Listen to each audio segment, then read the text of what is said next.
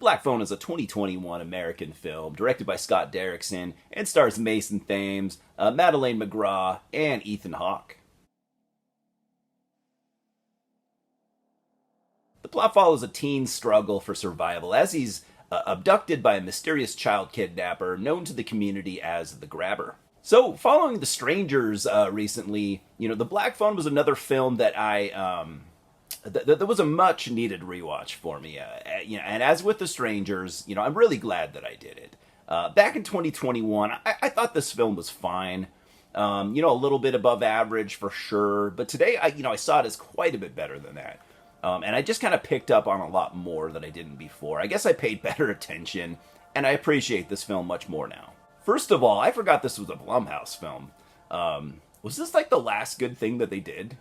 Someone let me know. I know it's a subjective question, but man, I can't think of much good they've done since 2021.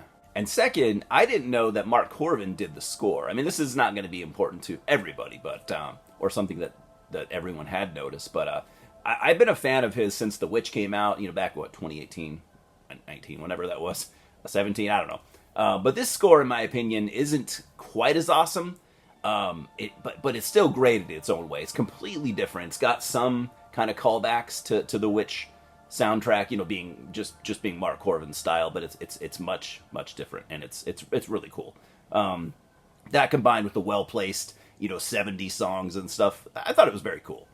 So the story was written by Scott Derrickson and C. Robert Cargill, based off the 2004 short story by Joe Hill. So the year is 1978, set in a North Denver suburb, and the Grabber's on a spree abducting and murdering kids. Nobody knows who he is yet, and the police have no leads at all. And I liked how the very first time you see him, which is either at the beginning of the film or very early on, I can't remember, but he's obscured by camera blur, and it actually really reminded me of the first time you see Nick Cage in Longlegs. In fact, as a movie villain, the Grabber reminds me a bit of Longlegs. And in true Scott Derrickson fashion, the dream and flashback scenes were shot in Super 8. So shot using Super 8 camera technology, which I thought was a cool touch. I'm a sucker for stuff like that, man. I mean, to me, it just looks cool. It just looks awesome. And it works. It also works extra well in a 1970s setting. You could use it for any time period, but I think the 70s, it works just extra well. And also, this being a 70s set film, based around characters that are mostly kids, it does give kind of Stranger Things vibes, and also, the It remake. Some of Scott Derrickson's contributions to the story were actually inspired by his own upbringing in the Denver suburbs, and in an often, violent working-class neighborhood. And you see this in the Blake family, our main characters. I do like how this film is not really, super mean-spirited for the sake of being mean, or bleak, but the Blakes, are definitely a broken family. The majority of the story centers around Finney and his sister Gwen. They live with Terrence, their father, who is an abusive alcoholic. So Finney and Gwen lost their mom at some point. I couldn't find a spot where it said exactly when, but it's apparent that Terrence, he seems unable to cope, and Jeremy Davies' performance as Terrence is really good. It's very believable. He pulls off this kind of character very well, kind of a broken alcoholic who is suffering. I mean, I've said this before, and I'll say it till the end of my days. Child abuse is never okay in any form, but you really do feel his pain here. The acting actually across the board here in this entire movie is good, and I'm happy to report that. So Finney, played by Mason Thames, in his first ever role, I might add, even beating out many experienced actors. If I remember correctly, they auditioned hundreds of actors, and he got the job. This kid that had little experience anyways. He's a good kid. Finney's a really good kid. He plays baseball. He's also very shy and timid, and he doesn't like confrontation. I can relate to literally all of those things. His sister Gwen is almost the opposite. She's tough and outspoken, and since their dad is a mess, Finney and Gwen look after each other. They've had to grow up quicker than they should have.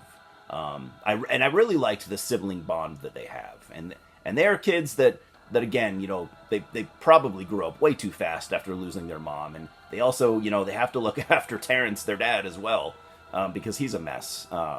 So Gwen is unique in the fact that she has paranormal type of abilities that she doesn't understand, and no one really does just yet. Yeah, but she receives visions of things in her dreams, which was actually passed down from her mom. Her mom. You don't meet her mom, but she had these abilities as well. So that's very cool. That just kind of mild supernatural or paranormal addition that is like not super exploited or even explored. I think that's pretty cool. It might rub some people the wrong way, but yeah, I dig it. So with Gwen and Finney's mom at the time that she was alive and having these visions, everyone pretty much chalked it up to mental illness, which is sadly kind of understandable. Like, I mean, what else would you think that it was? So that's sad. And anyway, so as kids around town, go disappearing, Gwen starts seeing it in her dreams. She's seeing visions of these abductions, and this actually gives this film kind of a cool 70s 80s supernatural kind of horror vibe, without going too far. It does feel kind of grounded for the most part, and as neighborhood kids go missing at an increasing rate, due to the grabber, tension ramps up as Finney becomes his next target. And on the topic of the grabber, as a character, as a villain, a horror villain, he's really grown on me over the last 4 years. I never really disliked him because I'm an Ethan Hawke fan. I guess I just didn't really, quite know what to think. But on this recent watch, I actually liked him a lot more as a character. Again, I always liked Ethan Hawke. I've been a fan of his probably since the 90s. And it's super cool to see him as a horror villain. And first he's got a pretty unique look, right? Which for me is mandatory for a memorable horror villain. That can, stand the test of time. People will still be talking about for years or even decades later. Got to have a unique and memorable look, and personality too. I still have kind of mixed feelings about his mask. It's unique, again, dare I say maybe original. But I do really like how he changes the lower part of the mask depending on his mood. That's pretty cool. He's got a vague backstory, which is cool by me. Less is more sometimes, right? But you get the impression that he also has something maybe supernatural going on with himself as well. Especially with the titular black phone, of course. And also, I would say there are so many throwbacks, not necessarily throwbacks, but like there are so many like influences in this movie that, like I said, kind of like 70s, 80s. Kind of supernatural, like mildly supernatural horror films.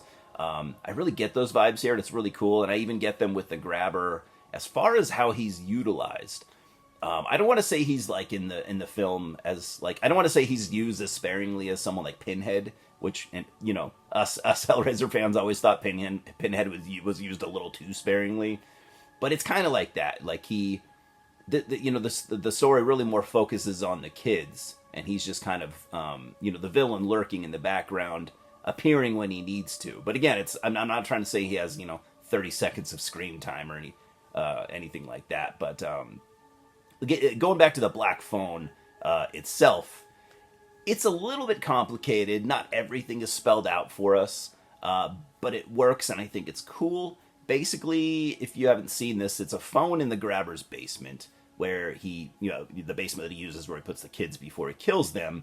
And for some reason, it only seems to work. Like, he even tells Finney at some point that it hasn't worked in 30 years or something like that. But it only seems to work when Finney is in the basement. So something's going on there. And the grabber's past victims can actually use that phone to communicate to Finney and possibly help him.